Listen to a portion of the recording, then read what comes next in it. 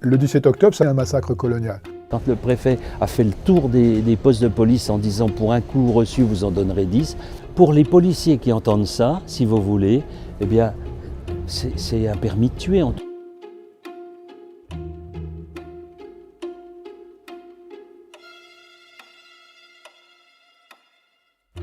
Le 17 octobre 1961, quelques dizaines de milliers d'Algériens sortent pour répondre à un appel de la Fédération de France du FLN à braver, à boycotter un couvre-feu qui leur a été imposé à eux et à eux seuls, ceux qu'on appelle les Français musulmans d'Algérie à ce moment-là, par le gouvernement de Michel Debré et le préfet de police Maurice Papon. C'était bien expliqué qu'on ne devait porter rien sur nous, pas même une épingle à nourrice, parce qu'on avait bien précisé que cette marche serait pacifique. Le préfet de police Maurice Papon est prévenu assez tard de l'initiative et il dispose dès le matin des forces de police considérables qui sont armées de façon très importante.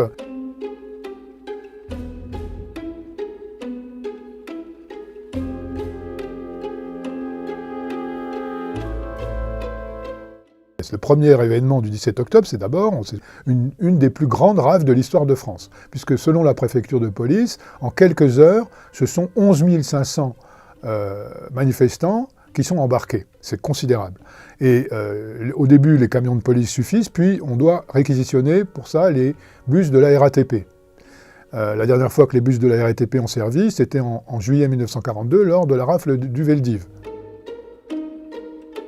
Imaginez-vous dans la rue et vous voyez des corps par terre avec du sang, avec des menottes. C'est l'horreur, il n'y a pas d'autre mot que ça. J'en ai vu qui ont été jetés dans la Seine.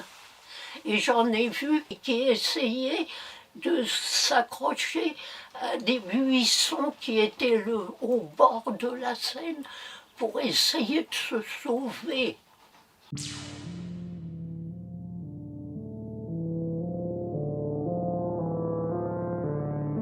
Dans la nuit même du 17 au 18 octobre, sans attendre du tout la fin des événements, Maurice Papon sort un communiqué de presse qui dit qu'il y a eu 3 morts. Alors c'est évidemment une version outrageusement mensongère. Par exemple, les archives de la brigade fluviale qui repêchait les cadavres dans les cours d'eau ont disparu alors qu'ils étaient sous la responsabilité du préfet Maurice Papon, qui est resté préfet jusqu'en 1967, qui a donc eu le temps de faire un certain ménage. Eh bien, on comprend que le bilan exact, on ne le connaîtra jamais.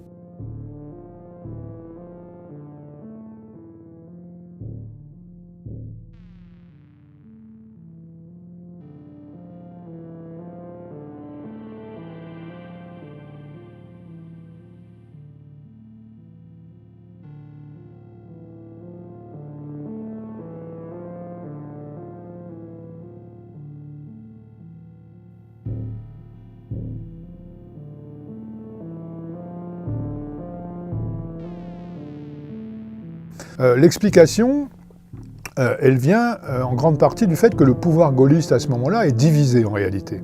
Parce que De Gaulle négociait avec le FLN, mais à Matignon, il y a Michel Debré, qui lui est un partisan farouche de l'Algérie française, et lui fait tout ce qu'il peut pour gêner ces négociations. Et il a écarté par exemple un ministre de la Justice qui était extrêmement favorable à la négociation, qui s'appelait Edmond Michelet. Il a écarté un ministre de l'Intérieur et il les a remplacés par des gens qui sont des durs, alors notamment Roger Frey au ministère de l'Intérieur, et puis il y a Maurice Papon qui fait partie du même camp. C'est un pacificateur colonial qui est là parce qu'il a appris, d'abord au Maroc, puis en Algérie, à réprimer férocement le nationalisme nord-africain.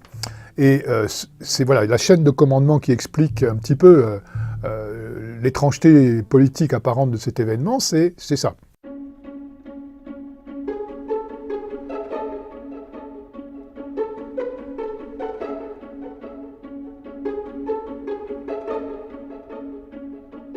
Il faut quand même imaginer qu'entre 1958 et novembre 1961, il y a 47 policiers de la préfecture de police qui sont tués, 47 tués et 137 qui sont blessés. Et beaucoup très gravement, hein, ils sont tétraplégiques, ils sont en fauteuil roulant. Ce sont des gens qui rêvent de vengeance, hein, bien sûr, qui se sentent ciblés injustement quelque part.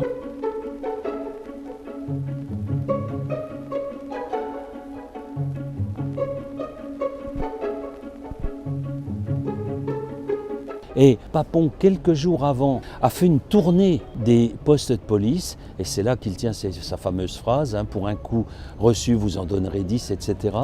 Pour les policiers qui entendent ça, si vous voulez, eh bien, c'est un permis de tuer, en tout cas. Il n'y aura pas de conséquences, quelle que soit votre attitude.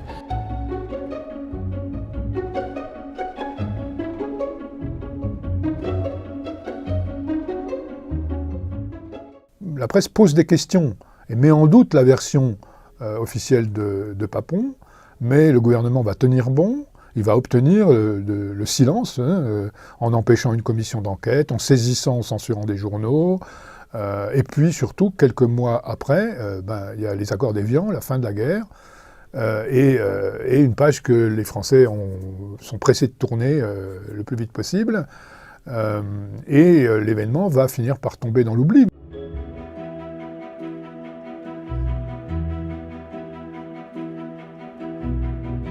Il se lance dans la collecte de témoignages très nombreux.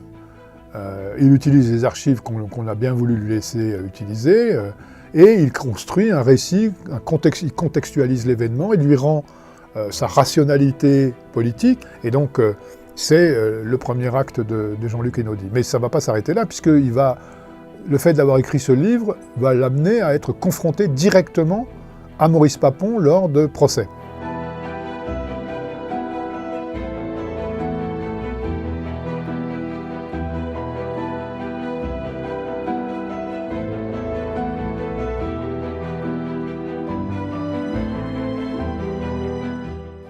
La République reconnaît avec lucidité ces faits. 51 ans après cette tragédie, je rends hommage à la mémoire des victimes.